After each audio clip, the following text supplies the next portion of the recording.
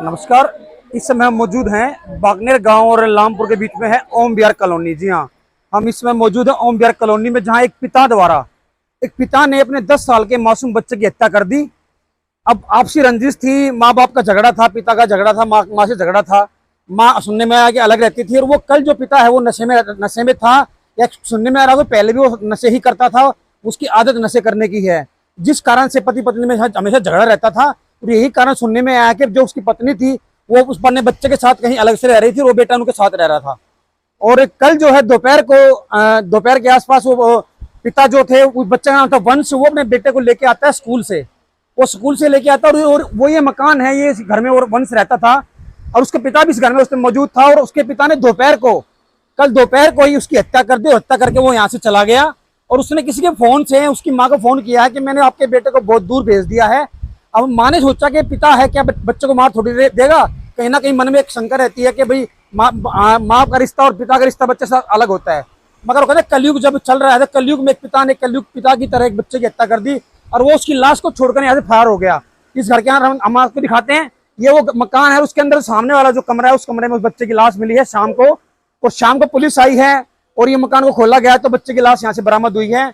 और हम आपके लड़के की माँ से मिलवाते हैं। और ये सब गली वाले हैं, ये पड़ोसी हैं, इन्होंने देखा है कि भाई किस तरह बच्चे की हत्या हुई, और किस तरह वो जो आदमी है वो फरार हो गया यहाँ से। लेकिन एक बात अभी सुनने में और आ रही है कि कल रात को यहाँ पे कोई नहीं था, और अंदर घर में जो है ना खाना बना हुआ है, अंदर आटा रखा है, गूंद के रखा हुआ, सब्जी भी बनी हुई है।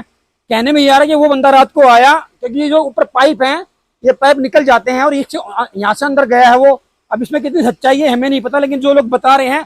और अंदर भिंडी की सब्जी बनी रखी है, और आटा भी ताजा गूंदा रखा है, क्योंकि इस घर के जो हालात, इस घर में खाना नहीं बन सकता, क्योंकि माँ की हालत ऐसी नहीं है, और परिवार में कोई भी ऐसा नहीं है। क्योंकि कहते हैं जब तक घर से जो पार्थिव शरीर नहीं निकल जाता तब तक आटा या चूल्हा नहीं जलता। हम आपको उसकी माँ से बात कराते हैं कि कैसे क्या मामला रहा, इतनी बड़ी घटना कैसे घट गई। क्या नाम है बहन जी आपका? कोमल जी, ये कैसे क्या हुआ, घटना कैसे क्या घटी, आप लोग कहाँ थे? कल मैं तो कंपनी गई थी काम करने के लिए। स्कूल से छुट्टी हुई उसकी 1 बजे। हाँ। और 1 बजे ही उसको ले आया, ला करके यहाँ मार दिया। आपको पता कैसे लगा? फोन आया था 2-2:30 बजे, फोन आया था उसका, कह रहा था कोमल तेरा वंशु बहुत दूर चला गया। मैंने सोचा अपने साथ ले गया होगा, कहीं गाँव में ले गया होगा, ले आएगा बाद में। मैंने कहा तू अपने जैसा ही बनाएगा इसे। ऐसा वो क्या करता था जो ऐसा माहौल बन गया घर का, जो आप अलग हैं वो अलग हैं, इतना बड़ा उसने जो वारदात को अंजाम दे दिया, ऐसा क्या? दारू पीता था, काम नहीं करता था, ना मुझे काम करने देता था, मार पिटाई करता था, गालियां देता था। हर किसी से मदद मांगती थी तो उन्हें भी गालियां देता था। जी। कोई जुटाने आता था उसे भी, अब वो उसे भी गालियां देता था। किसी से मदद मांग लो तो अभी आप यहीं रह रहे थे कि बाहर रह रहे थे? हम तो बाहर ही रह रहे थे। अच्छा, तो किराए पे ले बच्चा रहे जो आपको पता था कि आपका पति नशे करता है, तो बच्चे उसके पास क्यों छोड़ा गया? उसके पास नहीं जोड़ा, मेरे पास ही रहता था आप वो। किस जगह रहते थे?